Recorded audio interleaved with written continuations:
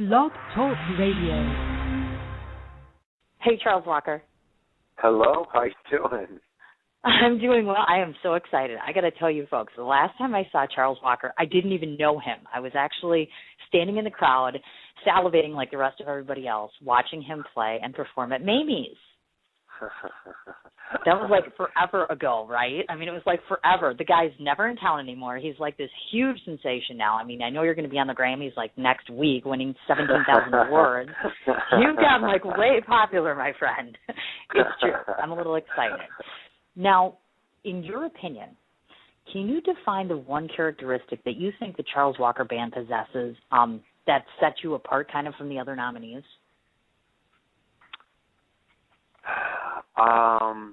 I think I'm going to cheat. I think to say it's the total package. I think some bands are musically very good. I think some bands showmanship is very good.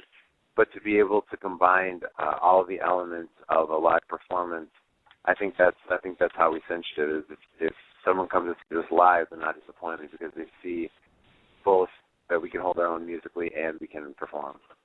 Earlier on in your career, every musician obviously starts someplace. You didn't just wake up one morning and become the Charles Walker Band, obviously. I know in the past that you had lent yourself to a collaboration called Muddy Blue. Maybe just explain to our listeners a little bit how that particular experience aided you in becoming a more able-bodied musician and performer. That was the band that I had when I was in Eau Claire. After I graduated, I was up there for a few years. And that was really my first, I guess it's not even my first experience being a band leader. It was my second experience being a band leader. But that band lasted for a lot longer, and they were the first ones to put out an album. And so I think it prepared me, I think, not as much musically as it did. It was my first taste of what it means to be a band leader and have to manage a bunch of different personalities and personnel and make sure everybody's where they need to be and all of the stuff that goes into band leader and manager. So yeah, I think that really taught me a lot. Now, I know that some that are listening, obviously I would know this because I'm the researcher and I'm the reporter. So just to let people know, at one given point in time, you had a secondary former occupation, and that it lied in the field of stand-up comedy, which I was kind of surprised to find out, actually. Now, it seems quite a stretch, obviously, when you go from being a comedian to being a musician. Was there a reason why you opted to say, hey, you know what, this is nice and everything, but the music is where I'm at? Or did you not really have, like, a huge passion for doing this?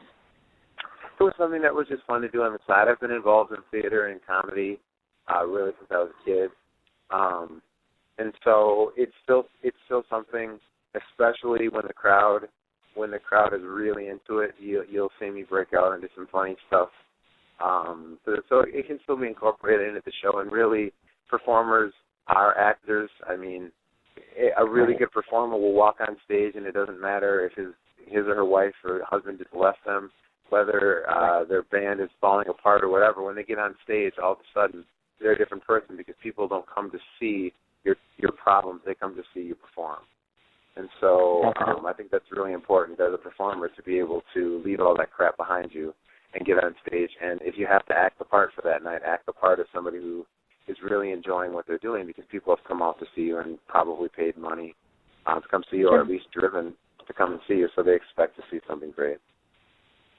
I'm just excited that you actually get time to do anything besides perform, because it seems to me like you have zero time for anything. I can't believe in a relationship, folks. Christ, I don't even know when he breathes half of the time. I will pass this information along to you, because you and I have about 25 mutual friends. The one thing that I can tell you, which I went behind your back, of course, because that's what a good reporter does, to ask the folks around town what they thought of you. Because I said, hey, all I had to say was Charles Walker. First thing out of their mouth, excellent. I mean, not even a hesitation. Band is excellent. Sound is excellent. Stage performance is wonderful. They adore you. Hardworking, focused on what you want, very accomplished. This is what your fellow musicians think of you. That should speak volumes right there. So you are well accepted in your community, in case you didn't know that. Well, throwing that out there for you. That's great to hear. For embarrassment, yes, this is going well. Okay, yay. speaking of Milwaukee musicians, let's talk a little bit about this. I noticed most Milwaukee musicians are not always as fortunate, of course, or afforded such opportunities as yourself as far as in the way of playing, and especially when it pertains to being able to travel and play and to obviously be employed in that vernacular. Now, to list off some of the places the Charles Walker Band has previously performed include Indiana, North Carolina, South Carolina, Minnesota, Wisconsin, Illinois, and, of course, I know tomorrow you're going to be hitting on the road, headed south for about a 2-week tour, as I understand that. First of all, do you ever tire of the continual being out of town gigs, and are there a slew of challenges that accompany being on the road more oftentimes than not? No. I am one of those blessed musicians that actually likes to be on the road. I like traveling. I like being in new places, playing in new places. I mean, of course, it's been a while since we've been on the road for a month or longer, but yeah, after a month or two, you want to go home and sleep in your own bed. You're tired of hotel rooms. You're tired of fast food, whatever. Right. But sure. no, I really do love being on the road. Are there challenges? Absolutely, there are challenges. I mean, especially in places that you haven't played before, when you show up, I try and get there at least 2, if not more, hours early, because you just don't know what you're going to get. Sometimes they say they have a sound system, and the sound system means a CD player, and so you were expecting that there's going to be a sound guy there to set everything up, but there's not even a sound system for them to set up. Right. So you just that's one of the big things, is just not knowing what to expect. So you just show up early to compensate, so that way you can figure out what you need to do. Other things are, you count on a GPS, but every once in a while your GPS does something weird, or it takes you in some weird thing, or there's road construction, which is what we're hitting right this season for road construction.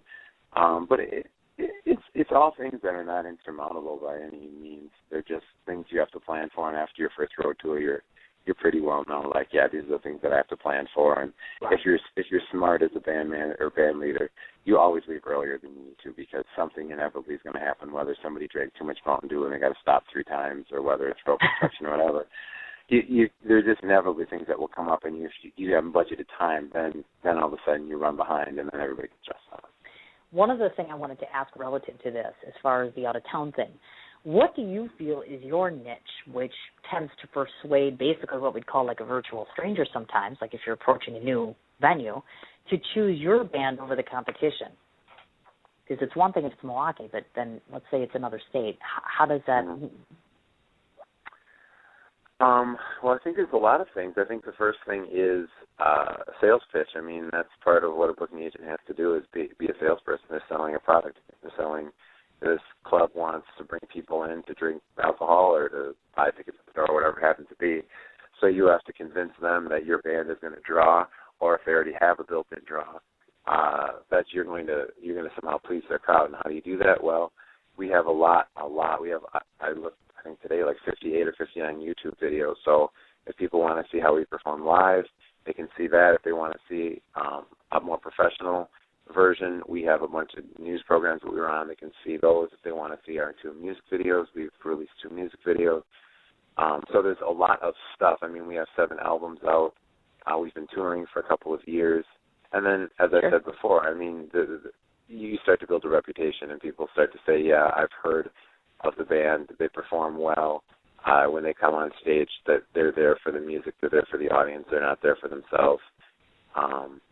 And the best thing you can do is just to build on that inertia of, you do a good job, so people talk about you in that town, so other clubs hear about you, so when the booking agent calls, it's an easier sell. Yeah, I've heard of Charles Walker Band. When they show up on time, they don't get drunk on stage, they're all about the business.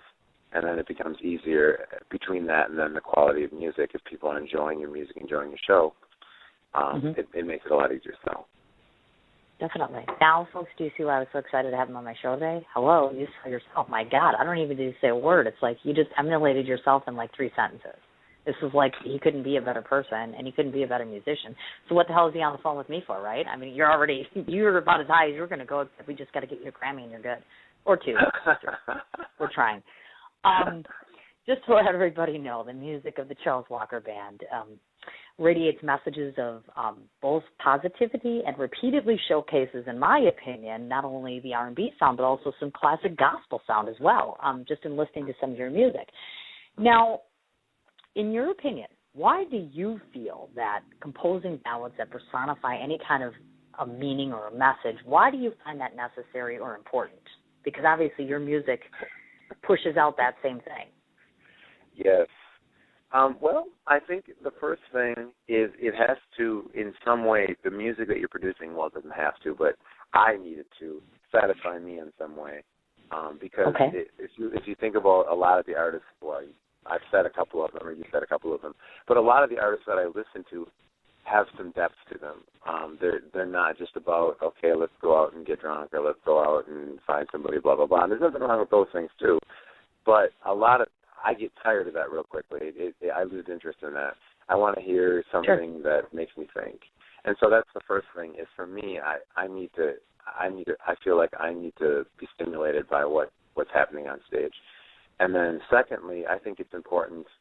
I just feel like I've learned a lot from a lot of people, and it's important that other people understand that they have, like, our first song, Hope, that kicks off our album and is the first music video we did.